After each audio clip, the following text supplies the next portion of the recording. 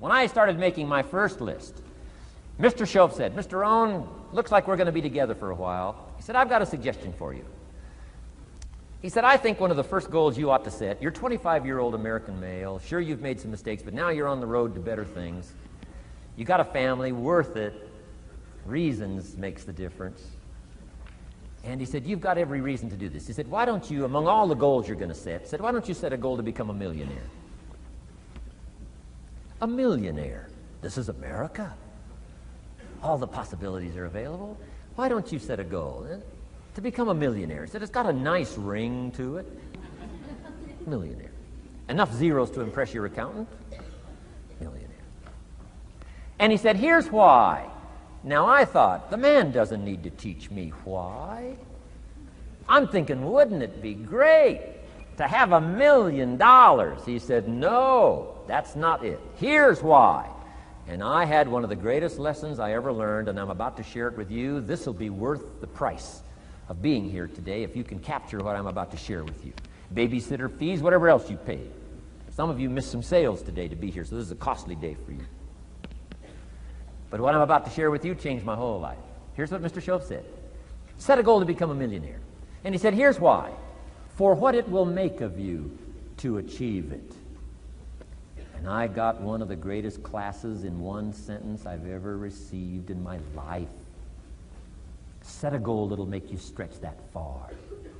For what it will make of you to achieve it. What a brand new reason for setting goals. What an all-encompassing challenge to have a better vision of the future. What for? To see what it will make of you to achieve it. And here's why. The greatest value in life is not what you get. The greatest value in life is what you become. Major question to ask on the job is not, what am I getting here? That's not the major question. The major question to ask is, what am I becoming here? It's not what you get that makes you valuable. It's what you become that makes you valuable. So Shoaff said, set a goal to become a millionaire. For what it will make of you to achieve it. Then he said, when you finally have become a millionaire, now, he said, what's important is not the money. I thought, wow, I've got some more to learn. He said, no, Mr. Rohn, I'm telling you honestly, you could just give the money away. Now, I did better than that, right? I told you. I lost it all. I'm rich by the time I'm 31. I'm a millionaire. I'm broke by the time I'm 33. So I didn't have to give it all away. I lost it all. Foolish mistakes I made. I'm a farm boy from Idaho. That early money drove me bonkers. I used to say, how many colors does it come in? I'll buy them all. I went crazy over that first money. I just went crazy. And then I made that one foolish mistake, right? Continuing guarantee. I mean, I'm so naive off the farm. I don't know what continuing means. And a few other mistakes. And by the time I'm 33, I'm broke. Now I've made and lost millions since then. But what an experience that was. And I'm telling you, the man was right. When I finally was broke at age 33, guess what I discovered? My money did not mean that much. It represented only a fraction of all my assets. Shoaff said, once you become a millionaire, Mr. Rohn, you can give all the money away. Because he says, what's important is not the money. What's important is the person you've become. Now, let me give you the key phrase on setting goals. Set the kind of goals that will make something of you to achieve them. Set the kind of goals that will make something of you to achieve them.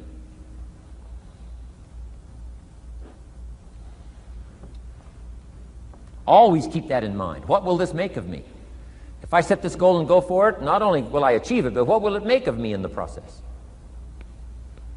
What a whole new concept on setting goals. Now, there's two parts to this, and then we're wrapping up goals. Here's the first part now in this goal setting for what you become. Number one, don't set your goals too low.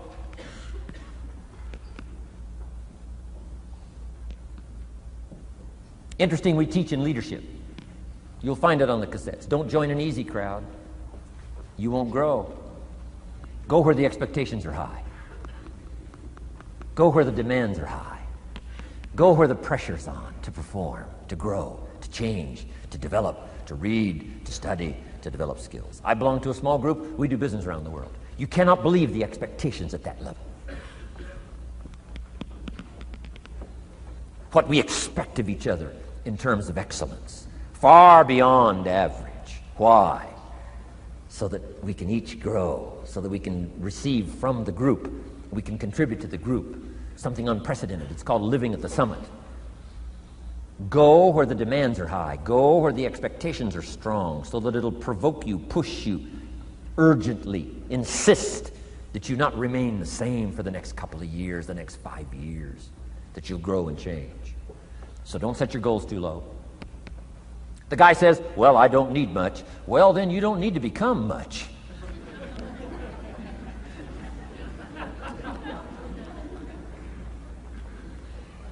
Now, here's the last part on setting goals. Don't compromise. Don't sell out. There were some things I went for back in those early years that I paid too big a price for. If I'd have known how much it was going to cost me, I never would have paid, but I didn't know. So don't sell out. Ancient phrase says, count the cost, count the cost, count the cost. An ancient story says, Judas got the money. You say, well, that's a success story. No. It's true, 30 pieces of silver in those days was a sizable fortune. You say, well, if a guy's got a fortune, right, that's a success story. No, you don't understand. His name was Judas. Doesn't that ring a bell? Judas. You say, oh, yes, Judas, the traitor. That's right, the traitor got the money. Doesn't that change the story? And the answer is, of course, it changes the story. Interestingly enough, after Judas gets the money from becoming a traitor, he's got the money in his hot little hand, and now he's unhappy. Somebody says, well, if you had a fortune, how could you be unhappy? Well, he wasn't unhappy with the money. He was unhappy with himself. Key phrase, the greatest source of unhappiness is self-unhappiness. The greatest source of unhappiness doesn't come from outside. The greatest source of unhappiness comes from inside. And here's where the erosion starts, doing a little less than you could. That's where the beginning little infection of unhappiness starts, doing a little less than you can, not feeling that good about yourself. So don't let that happen.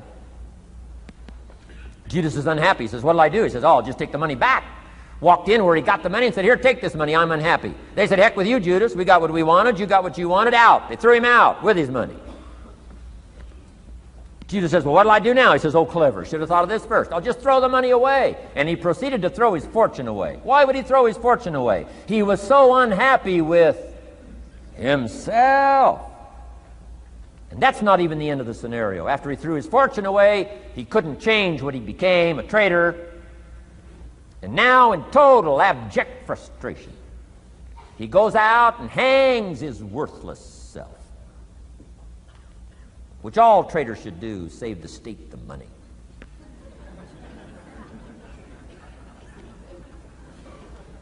Why such a tragic end? Because he was so unhappy with himself. He sold out. He paid too big a price. Ancient script sums it all up and said, what if you gained the whole world and it cost you your soul? Too big a price to pay if you got the whole world. Don't sell out. Don't compromise your values. Don't compromise your virtues. Don't compromise your philosophy. Key. Here's the key word, beware. If Judas could speak back, he'd probably say beware. Two good words from ancient script. One, behold, the positive word. Behold the possibilities, behold the opportunity. Behold the drama, behold the awesomeness, behold the uniqueness. Behold the majesty, behold, behold. What a good word. But here's the other word. Beware, beware, beware. Don't sell out. Mark well what you become in pursuit of what you want. But I'm inspiring you, hopefully, to set the kind of goals that will transform your life, make you far better than you are, far stronger than you are. Okay. Isn't this good advice? This is such good stuff. I should have paid to get in, right? Fabulous.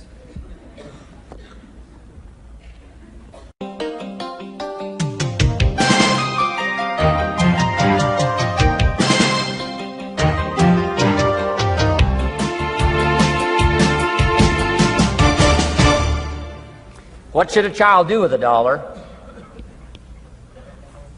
Let me give you the best advice I've got. And this is called sort of middle of the road scenario, and I'll show you how these numbers may change, but here's what I teach. Kids, never spend more than 70 cents. Okay, now you got to pick some number.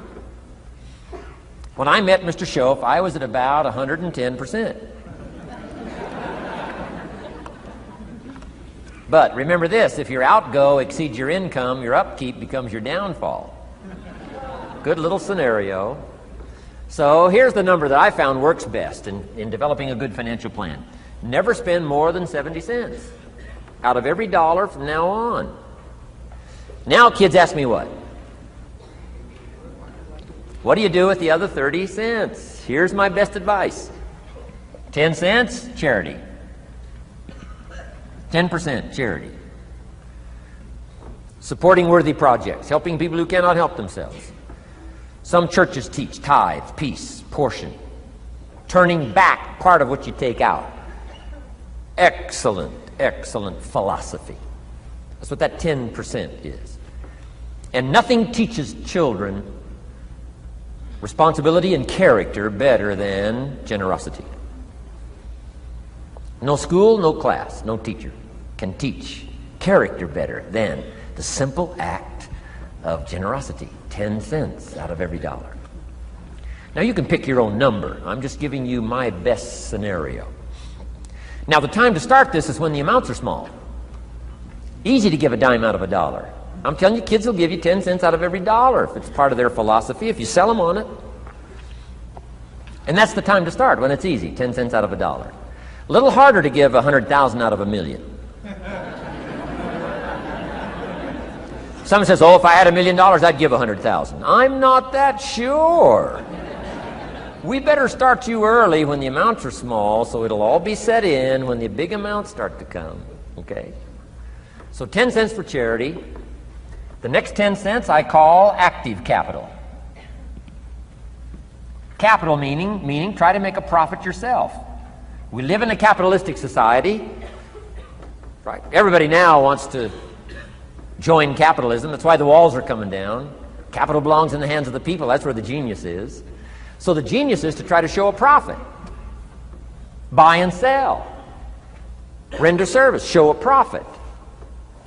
Now here's what I teach kids. Profits are better than wages. Wages are okay. But wages help you make a living. Profits help you make a fortune. The key is to just understand philosophically a little simple economic scenario. And there's all kinds of ways to make a profit. I'm working on a new book. Here's what it's called. I think it's going to be called, Of Course Kids Should Pay Taxes. It's going to be an interesting book. In California, where I live, kids do pay taxes. If an 8-year-old walks into 7-Eleven, buys something that cost $1, the proprietor makes him cough up 7 more pennies. 8-year-old says, what's these 7 pennies? Proprietor says, that's taxes. Kid says, well, I'm only 8. Proprietor says, congratulations, you're my youngest taxpayer. So in California, kids do pay taxes. Now the question is, should they? Now the title of my book is, Of Course Kids Should Pay Taxes. You got it. Right? The disciple went and caught a fish, found the miracle coins, and paid his taxes and Jesus' taxes. So way back then, Jesus did pay taxes. Now the question is, should he? And the answer, my little book says, of course Jesus and kids should pay taxes. Of course. Of course. If an 8-year-old wants to ride his bicycle on the sidewalk instead of in the mud, you have to pay taxes. Things cost money. Got to pay taxes. Aircraft carriers keep tyranny over there instead of over here. Aircraft carriers cost money. It's expensive to run this whole show. We can't use used missiles. I mean, you know, it's expensive to run the whole deal. Of course, everybody has to pay. Now, active capital means try your best to show a profit. Now, there's many ways to show a profit, not just money. Touch something, leave it better than you found it. That's a profit. Some profits are intangible, some profits are tangible. Long before Earth Day, for all sophisticated people, it was very proper when you left your hotel room to turn out the lights. All educated people. Why? Leave a profit. It's so easy to flip the switch and leave a profit. Some say, well, the hotel gets the profit. What do you care? All you need to become is a person who leaves a profit. Wow. I talked to a man who runs a whole string of apartments. He said, guess what? Most people, when they rent an apartment, leave it, what? Trashed, worse than they found it. What kind of a reputation would that be? Whatever you touch turns to trash. Whatever you touch gets dirty. Nothing you touch gets better. See, that's a poor philosophy. No wonder it leads to poverty, small lives. As one writer said, living lives of quiet desperation. This is where it all begins. Failure to leave a profit when you can, turn out the lights, doesn't matter what it is. Become profit-minded. Profits are better than wages because profit has the potential to make a fortune. Wages has the potential to make a living. So I teach kids, take part of your wages. If you earn the money, take part of it for charity and part of it to see if you can't make a profit. And there's all kinds of ways. My book's going to be full of all kinds of ways kids can make money. I teach kids how to have two bicycles, one to ride and one to rent. I mean, you know, it doesn't take long to get into business. You don't have to be a genius. Halfway bright, you can start showing a profit. Now, here's the next 10 cents called passive capital. Meaning, let somebody else use the capital, you provide it, you're passive, they're active. And let them pay you interest. Profits and interest. Unique way to make a fortune. In fact, there's a Bible philosophy. I teach teenagers this Bible philosophy. Here's what it teaches. The borrower is servant to the lender. Wow. So where is the power position? Not a spender, a lender. And if I've taught teenagers well, if you ask them, among some of the things you want to be, you know, when you grow up, you know, as years pile on, what would you like to be? I'm telling you, among some of the things that they would like to be, if they've sat in on my classes or gotten some of my material, they will say, I want to be one of them lenders. Powerful position. Let somebody else use your capital. Some projects require more capital than any one person has. So we've got capital pools, whether you put it in a financial institution or whatever, right? Earn an interest, earn a profit, right? Buy a car and sell it for more than you paid for it. Why? Because you leave it better than you found it. Touch something and leave a profit. Okay? It's not just wrapped up in money and economics. This helps to teach all other scenarios of life on profit and capital and expenditures, what to do with your time and what to do with your life, and as well as what to do with your money. Okay? Now this little scenario I call the ideal. Now here's what's important. To set up the ideal and work toward it. Because at first you may not be able to do these numbers. Some people are in such desperate situation currently, they got to go 97, 1, 1, and 1. I mean, you know,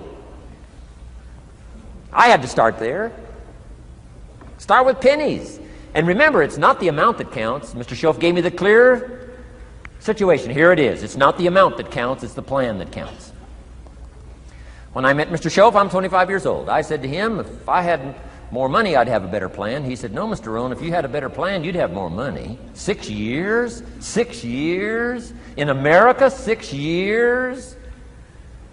Come on, it's not the money, it's not the amount, it's the plan that counts. So set up an ideal plan like this. Now you can rearrange this and modify it to suit yourself. I'm just giving you here as an example. So set up the ideal and then start making progress toward it. Okay. Because finally these numbers are going to change if you move on up into the higher area, right? The people I work with around the world couldn't spend $70,000, cents out of every dollar would be obscene. That'd be too much. So these numbers are bound to change. I don't know what mine are. Probably 20% up here. A lot larger numbers down here. Okay? So these numbers can change. I'm just offering you a good sample philosophy. Remember, philosophy is the set of the sail. The economy is not the set of the sail for you. For you, the set of the sail is your own philosophy, your own thinking, your own plan, your own concept.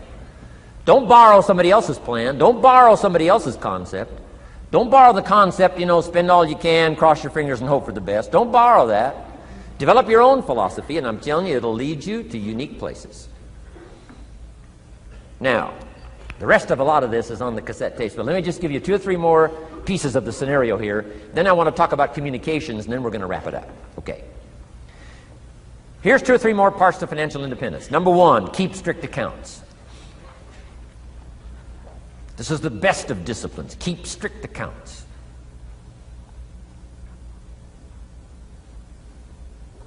Did you ever hear this expression? I don't know where it all goes. Did you ever hear that? I don't know where it all goes. Oh, we'd love to have you run our company. You don't know where it all goes. Whoa. Did you ever hear this? It just gets away from me. It just gets away from me. Oh, we'd love to turn the world over you. It just gets away from you. Come on. You got to have better disciplines than that. Let that be the 90%. Let that be the scenario of the 97%, but don't let it be your scenario. Don't let it become your philosophy. Keep strict accounts. Next, a new attitude. I had to develop a new attitude as well as new concepts. Here's what I used to say. I hate to pay my taxes. Shoaff said, well, that's one way to live. I thought, well, doesn't everybody hate to pay their taxes? He said, no, a few of us have gotten way past that. He says, once you understand what taxes are, here's what taxes are in our governmental system in our society. Taxes is how you care and feed the goose that lays the golden eggs. Democracy and liberty and freedom. Free enterprise. Wouldn't you want to feed the goose that lays the golden eggs? Somebody says, well, the goose eats too much. That's probably true. I understand that. Of course that's true. But see, better a fat goose than no goose. And here's the truth be known. We all eat too much. Let not one appetite accuse another. Of course the government needs to go on a diet. So do most of us. But hey, you still have to care and feed the goose that lays the golden eggs. Once you understand that that's what it's for. See, it is so important, the right attitude. Here's what I used to say. I hate to pay my bills.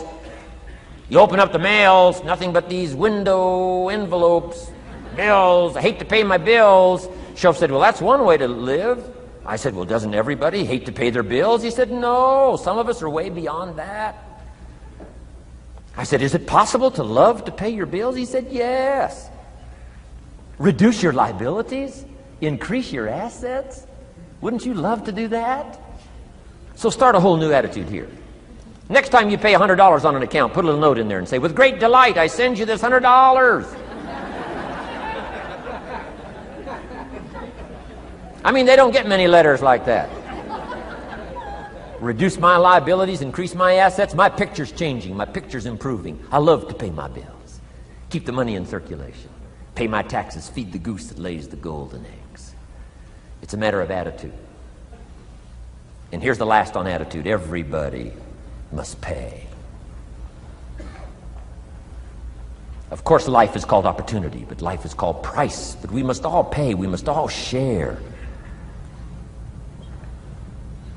One of the classic stories of all time from ancient Bible script says, Jesus one day and his disciples were standing by the church treasury, synagogue treasury, watching people as they came by and put their offering in the treasury. That wouldn't be a bad idea. Jesus and his disciples standing by the treasure while everybody walks by. Jesus says, how much was that? How much was that? Interesting. And the story said some people came by, put in big amounts. Some people came by, put in modest amounts, average amounts. And the story says, then a little lady comes by and puts in 2 pennies in the treasury. Jesus says to his disciples, look at that. Look at that. His disciples said, 2 pennies, 2 pennies, what's 2 pennies? Jesus said, no, you don't understand. She gave more than everybody else. They said, 2 pennies is more than everybody else? He said, yes. Because I'm certain that her 2 pennies represented most of what she had. And if you give most of what you have, then you've given the most. Wow. What a lesson to learn. It's not the amount. It's what it represents of your life that counts. Now let me give you the wisdom of the scenario that did not occur. And this is the greatest of wisdom. And in my own particular peculiar brilliance, I have the ability to record for you what was not recorded in the scenario of the story. Here's what did not occur, which may teach us one of the greatest of the wise things that was taught in this scenario.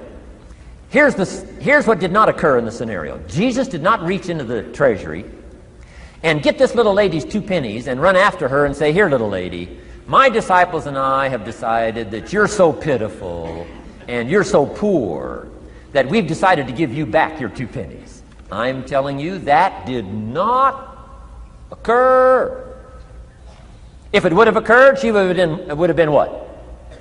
Insulted. She would have rightfully said, I know my 2 pennies aren't much, but it represented most of what I had. And would you insult me by not letting me contribute what I wanted to contribute, even if it's only 2 pennies? I'm telling you that did not occur. Here's part of the wisdom of the story that was not recorded. Jesus left her pennies in the treasury, meaning everybody has to pay, even if it's only pennies. That's the key. And whether you start with pennies or whether you start with dollars or whether you start with nothing, remember, part of the scenario is to spend, of course. Part of the scenario is to invest, and part of the scenario is to show a profit, and part of the scenario is to help take care of people who can't take care of themselves. If you'll set up your own philosophy, I'm not asking you to buy my philosophy. I'm not asking you to adopt my numbers. I'm only wanting to provoke you to think, for you to come up with a splendid economic philosophy that's got you up early and got you up late, has got you thinking and pondering ways to use your resources and turn it into the dreams you want for the future. And that's my little story on financial independence. Okay. Here's the next to the last subject, communication. How to affect other people with words. I've got just a little 4-point program here for you to consider. The whole expanded version now, 3 days, right? 3 days of all this is in that package that you're taking home. So this is called an abbreviated version of all the rest, this 1 day, video day. 4 steps to good communication. Here's number 1, first of all, words can work miracles. That's why communication is so important. Words can work miracles. Words are powerful. Words are almost godlike. In fact, ancient script says the Word was God. God was the Word. Wow, words and God. I said to my Israeli audience last year, in the beginning, the story of creation is unique. It says, in the beginning, Jehovah God spoke and said what? Got some students here, I'm sure. In the beginning, Jehovah God spoke and said what? Let there be light. And what? There was light. Wow! Wow! It looks like words create light. Is that possible? I'm telling you it's possible. Humans can get pretty close. What if somebody can't possibly see how they could do well, how they could become successful, how they could transform their lives and their health, their future, and their finances, spiritually, and every other way? They can't see, and you come along and share your story, and maybe borrow some other stories. And by the time you get through with a good presentation to this person, they say, now I can see. Before you got here, I was blind. I was in the dark. And while you were talking, some things dawned on me. Is it possible to create light with human intelligence, with words? And the answer is, of course, of course. Here's part of the spectacular opportunity as a human being. One person talking to another. It's got so much power, so much potential. A mother talking to a daughter, a father talking to a son, salesperson talking to a client. Nothing more magical and powerful, awe-inspiring than words have the ability to dramatically affect people's lives and futures. So become a good communicator. Let me give you some good keys to good communication. Here's number one: have something good to say. Communication starts with preparation. Getting ready to speak this year, getting ready to speak next year. Attend the classes, read the books. Have something good to say. Here's 4 good words to help you to have something good to say. 1 is interest. Develop a new interest in people and life and what's going on, economics and politics, religion, social structure, possibilities, opportunities. Develop a new interest. Here's the next word: fascination. Goes that step beyond interest. That's why kids learn so much that first 6 years. Fascination. Adults are walking on ants. Kids are saying, don't walk on these ants. I'm studying these ants. I'm looking at these ants. Kids are so fascinated. How come an ant can carry something bigger than he is? Wow. That's how come they learn so much. They're fascinated. And here's another little clue I've learned. Turn frustration into fascination if you can. You'll learn more. I've worked on this. I'm pretty good at it. Out in Los Angeles, I'm on the freeway. My airplane leaves in 45 minutes. The traffic is moving not 1 inch. I am now fascinated. I'm telling you. Now, it doesn't work every time. That's true, but every time it does work, I'm telling you, you'll come away with more. Learn to be fascinated instead of frustrated if you possibly can. Turn that little scenario on for yourself. Next is sensitivity. You got to understand, we use the phrase, where people are coming from, where they've been, what's going on. Sensitivity training is so important. People not like you, people that have got challenges and problems and difficulties, you got to do your best to be sensitive to other people, where they find themselves, the pit they might be in currently, what's going on. Be sensitive to that. Here's 2 of the greatest things said about Jesus. 1, it said he was touched. He was touched by where he found some people. He was touched by the misery he found some people in. He was touched. He was touched. And here's the other word. He was moved, it said. He was moved, touched and moved. If you really want to communicate well, you got to be touched and moved. Not just by your own drama of life, but by the drama you know is going on in other people's lives. Sensitivity. How does an adult 40 talk to a child who's 12? You got to be sensitive. Not just to your current situation. One of the best ways to identify with a child who's 12 and you're 40 is remember when you were 12. Go back, remember the scenario and let it hit you again, let it touch you again. I don't have any problems with 12-year-olds. I remember almost every day of being 12. 12's a unique year. 1, you're not 13. I mean, you know. If I heard it once, I heard it 100 times. Of course you can't go, you're not a teenager. Wow, I can't wait for this year to be finished. Remember, that's part of sensitivity. Remember. Apostle. One who became an apostle, leader of the Christians, was once Saul from Tarsus, hater and killer of the Christians. After he was converted, became a leader, became Paul apostle, revered. Why was he so effective in his language, in his ability to touch people with his words and with his presence? If you read part of the scenario of his history, he gave an account of his own life and said, here's why I think I'm so effective. I remember the pit I came from. Sure, they call me apostle, but I used to kill these Christians, and I never forget that. If I want to get in touch with other people's difficulty, I got to remember my own difficulty. Let it hurt again. That's what makes a good performance. A good actor, a good actress, the emotion close to the surface from the remembrance of things past. And then well-chosen words delivered with emotion, powerful. The last word is knowledge. You just got to go through exercises like this. Take the notes, work hard, roll up your sleeves, go to work. Gather the knowledge in journals, gather the knowledge in notebooks, gather the knowledge in a library and cassettes and videos and every other means. Gather knowledge. Don't be lazy in learning. A major part of communication is preparation.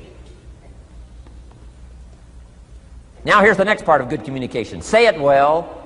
One is having something good to say, and number two is saying it well. Let me give you a quick list on saying it well. Number one, sincerity.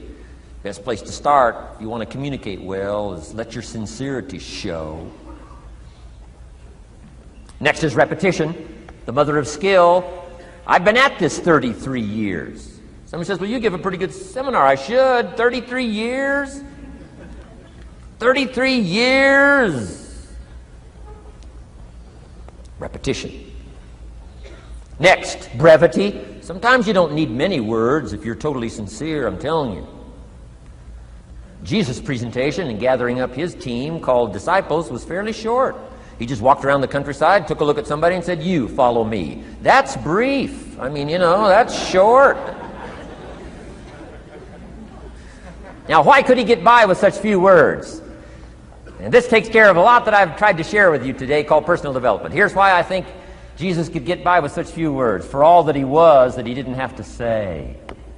Take that scenario home. For all that I am, that I don't have to say.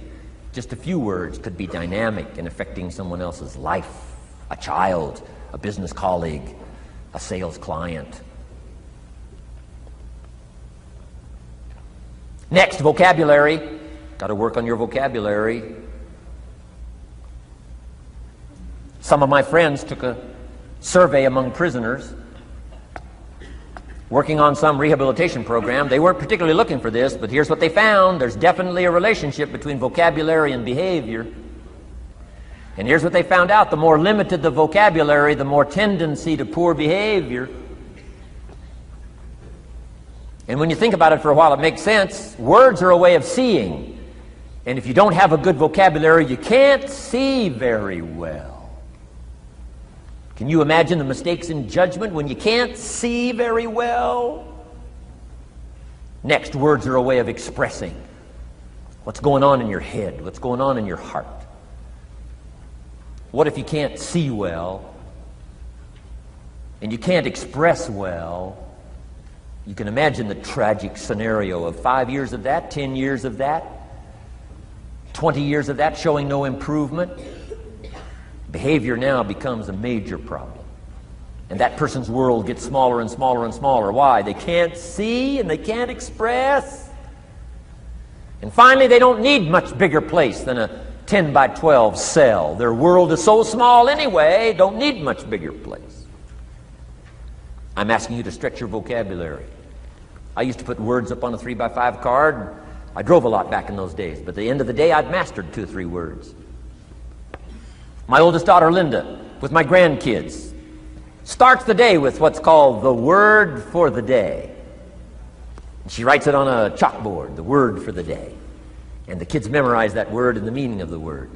And every once in a while during the day, she'll say, what's the word for the day? The last day I was there, the word was superficial. Natalie's 4, Nathaniel's 5. And several times during that day, Linda, my daughter, would say, what's the word for the day? Natalie would say, superficial. And she would say, Nathaniel, what does that mean? On the surface. Several times during the day. What's the word for the day?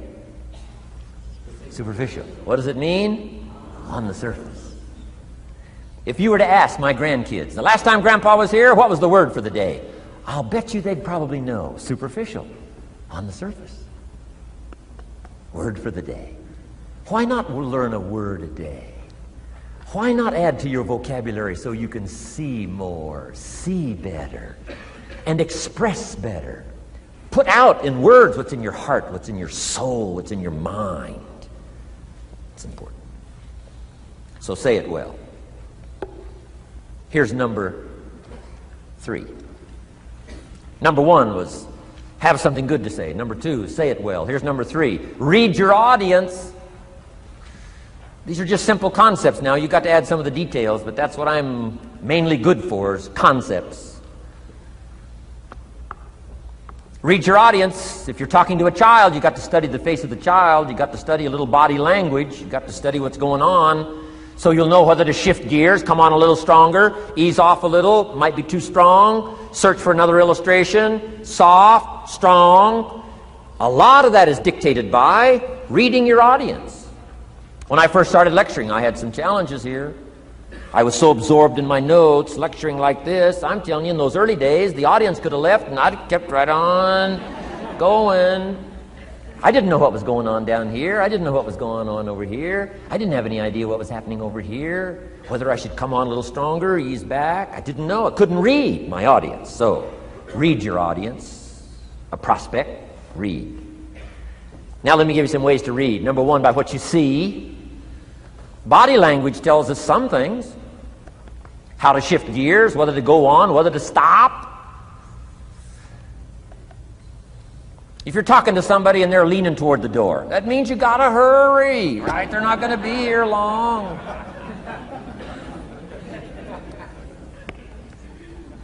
Body language. Guy's got his arms folded, chin tucked down. You got your work cut out for you. You're gonna have to reach deep in your bag. Find some extraordinary stories. This one's not going to be easy. What tells you that? Reading what you see. Here's the next one. Read what you hear. You've got to read a child's impatience. Kids don't mind telling you whether they're bored or impatient. Kids' attention span is short. Doesn't last long. You've got to get it said. You start talking to a child, 30 seconds they say, how long is this going to take? Whoa. Read. Listen. Listen for the response. Now you'll know whether to shift gears, change your language, find a new illustration, soften, stronger. Read your audience. Read what you see, read what you hear. And here's one of the most important. Read what you feel.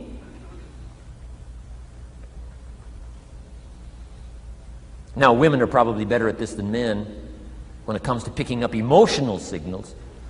Men, they can see, and men, they can hear, but it takes a little training for a man to pick up those emotional signals that are so important so you don't say the wrong stuff.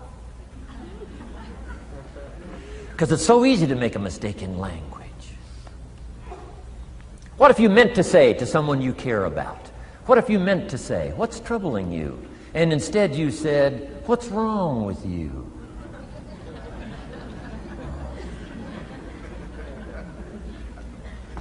Communication. So read the emotional signals. If we could learn from the women on this emotion. Women have this uncanny antenna picking up this stuff. Woman says, doesn't feel right. I mean, what does that mean? It doesn't feel right. It doesn't feel right. Whoa. Women have got it though. Seems to be built in. Especially danger. Women pick it up quicker than men. It's built in, I think. Way back, right? Man was the provider. Mama was the protector at home. So she picked up this scenario of danger, I think, these signals. But they are good. In the middle of the night, Mama wakes up. The baby cries. Mama wakes up. Papa sleeps. The faintest cry. Mama's awake.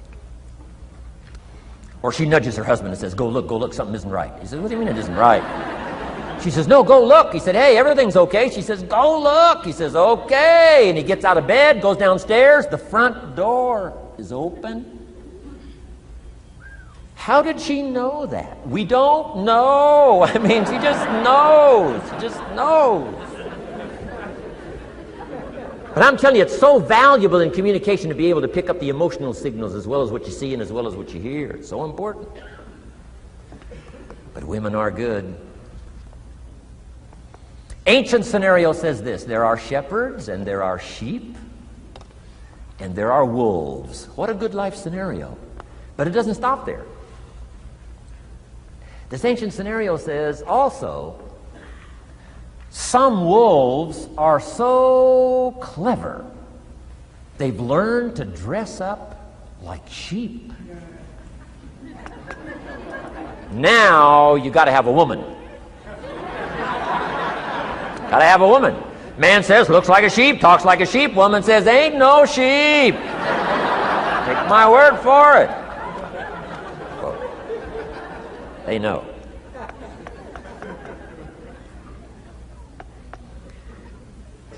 Read. Pick up the signals.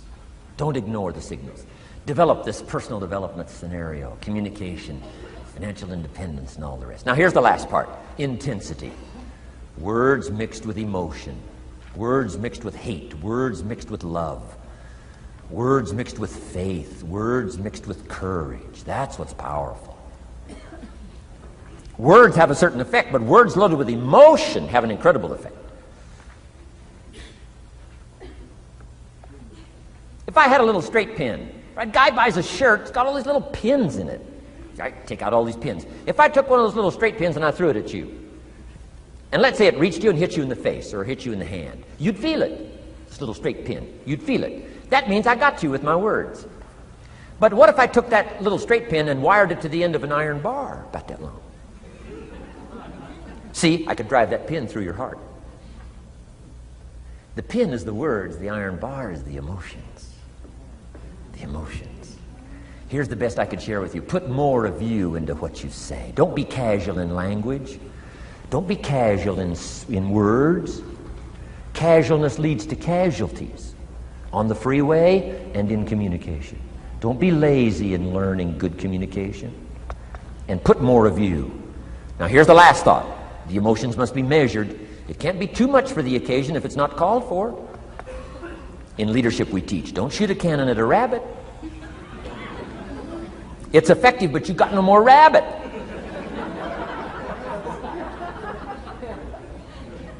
So here's some of the most powerful scenario in communication. Here it is.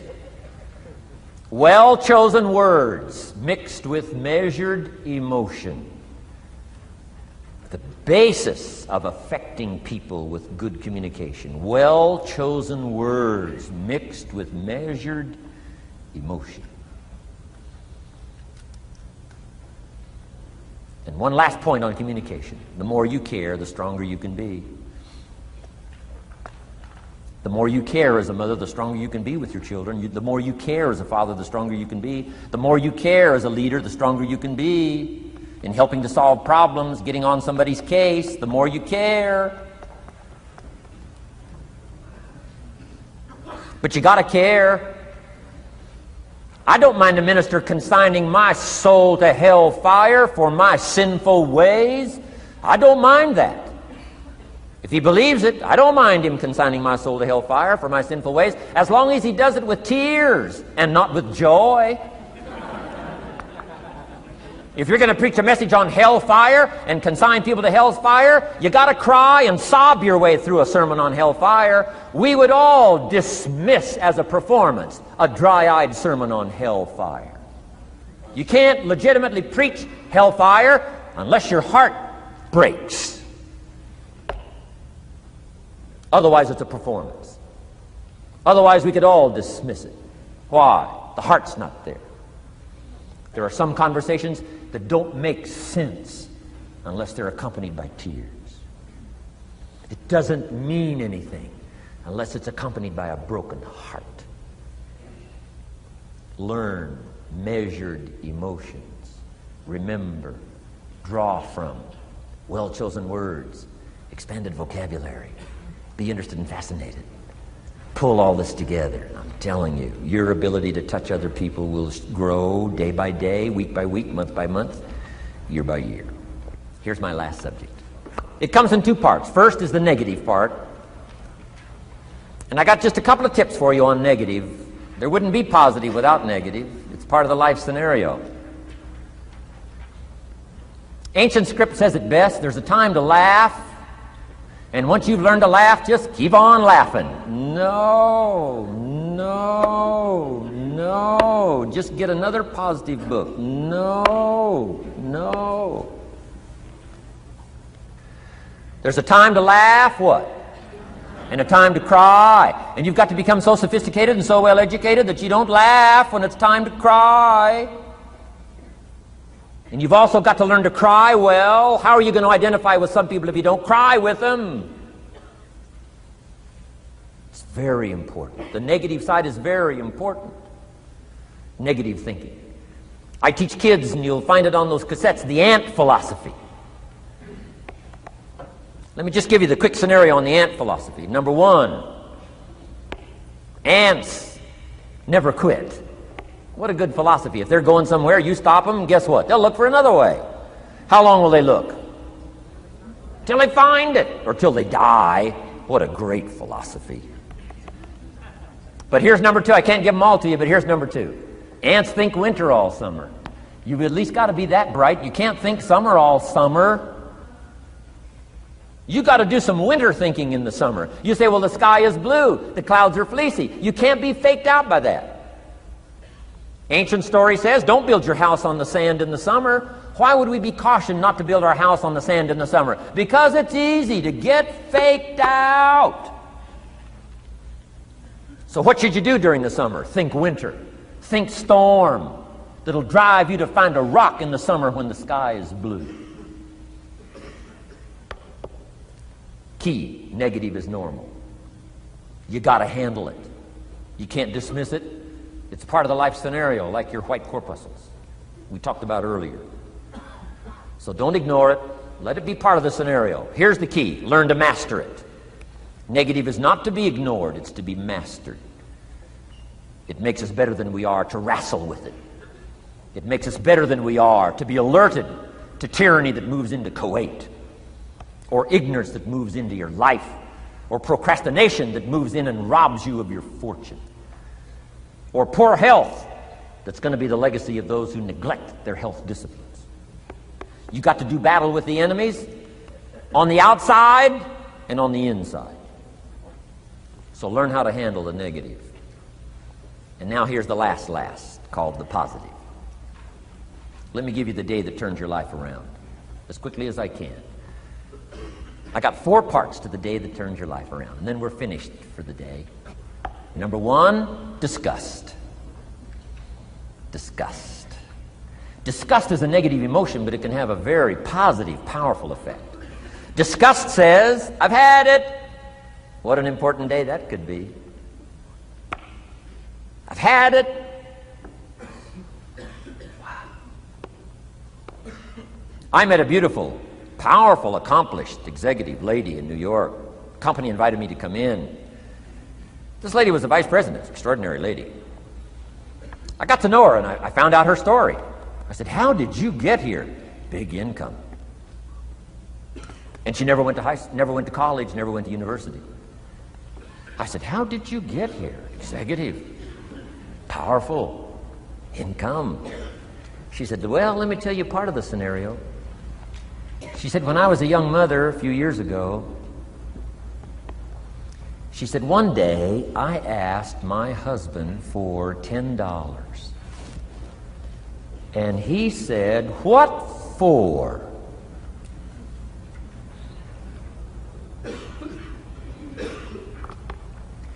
She said, before that day was over, I decided I would never, ever ask again. She said, I started studying opportunity, found it, took the classes, put myself through the schools, did the scenario. Now I'm vice president. I make a lot of money. And she said, I kept my promise. I've never, ever had to ask again. It's called a life-changing day. The day you say, enough is enough. Now, if you can add an act to your disgust, it helps. A man takes a shotgun to his car, blows out every window, destroys every tire, puts 100 rounds in it, and says, I've driven this embarrassing thing for the last time. And then he saves it. He saves it. And later when somebody says, how did you become rich and powerful? He says, let me show you this car. One day I'd had it up to here, I blew it to smithereens. Enough is enough. Powerful. Here's the last three.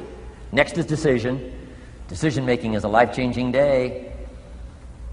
If you went home today and in the next few days cleaned up a list of decisions, it could furnish enough inspiration for the next 5 years, 10 years. What an inspiring day, the day you can bring yourself to decide. And here's the third one, desire, wanting to bad enough. Who knows the mystery of that? We don't know.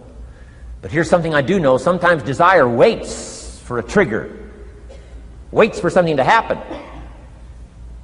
Who knows what the happening may be? A song, the lyrics, a movie, the dialogue, a seminar, a sermon, a book, an experience, confrontation with an enemy, a conversation with a friend who finally levels with you. Whatever the experience it is, it's so valuable. And here's my best advice. Welcome all experiences. You never know which one is going to turn everything on. Don't put up the walls. The same wall that keeps out disappointment keeps out happiness. Take down the walls. Go for the experience. Let it teach you. And here's the last one. Resolve. Resolve says I will. Two of the most powerful words in the language. Benjamin Disraeli said, nothing can resist a human will that will stake its existence on its purpose. Shortly put, I'll do it or die. Best definition of resolve I got from a little junior high girl, Foster City, California. I'm going through some words one day. I got to this one and I asked the kids, who can tell me what resolve means? Some didn't know, some tried. Interesting. The last one was the best. Little girl about 3 rows back, she said, I think I know, Mr. Rohn. I said, what? She said, I think resolve means promising yourself you will never give up. I said, that's the best I've ever heard. She's probably giving seminars somewhere today, right? I mean, that's the best I've heard. I asked the kids, how long should a baby try to learn how to walk? How long would you give your average baby? Before you say, hey, enough's enough. No. Any mother in the world would say, you're crazy. My baby is going to keep trying what? Until. What a magic word. I want you to write it down. Until. Promise yourself you'll read the books until your skills change. You'll go to seminars until you get a handle on it. You'll listen to it until it makes sense. You'll go for it until you understand it. You'll practice it until you develop the skill. Never give up until. However long that is, step by step, piece by piece, book by book, word by word, apple by apple, walk around the block, go for it. Don't miss the chance to grow and resolve that you'll pay the price until you learn, change, grow, become. Then you'll discover some of life's best treasures when you pay that price. Now here's my last word to you. As leaders in the community, I'm sure you are. Parents, the greatest challenge of leadership is parenting. Whether you're in sales or management, wherever I've found you today, I want to give you, from my heart to you, what I wished you would do from this seminar today. And if I've inspired you to do this part here, among all the other things I've talked about, I would have considered it worthwhile to leave my family, fly away from my home, drop down into Fort Worth, Dallas, and spend one of my very precious days with you. If I can accomplish this, it'll all be worthwhile. It comes in two parts, and here it is. One, learn to help people with their lives, not just their jobs. Learn to help people with their lives, not just their skills on the job. Touch people with a book, touch people with a poem, touch people with some words. Don't fail to say something that could be meaningful. Help people with their lives, help them set their goals. Help them with their dreams, help them with the future, help them with errors, help them with mistakes. Help people. Help your kids not just get along, not just hang in there. Not just try to hold the family together. Try to build lives with communication. Build lives with setting goals. Help your kids with their lives, not just their homework, their lives. And here's my last one for you personally, because I'm probably one of the best examples of this standing before you in this auditorium today. Here it is. Ancient script says, if you work on your gifts, they will make room for you. If you work on your gifts, they will make room for you. Wow. Look where my gifts have brought me today, to this room. A chance to invest in this many lives.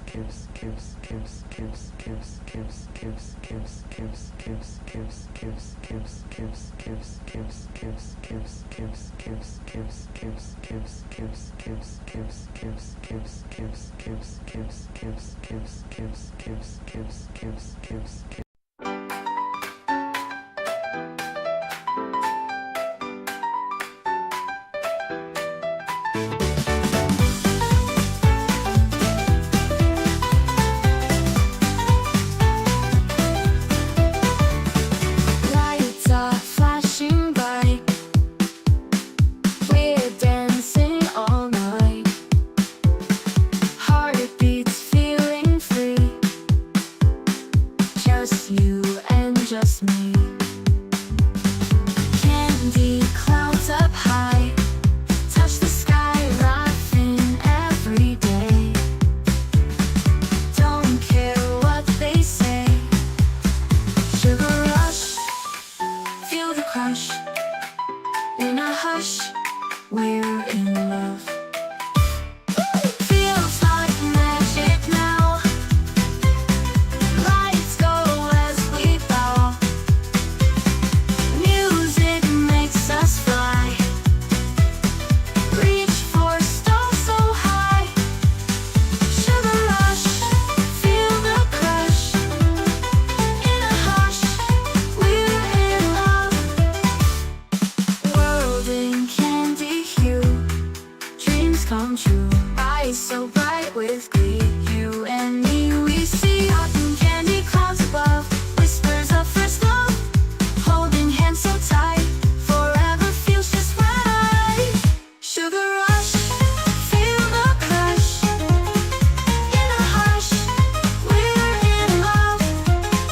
Sugar high, won't ever die. You and I will touch the sky. Sweet dreams on repeat. Our love forever so sweet.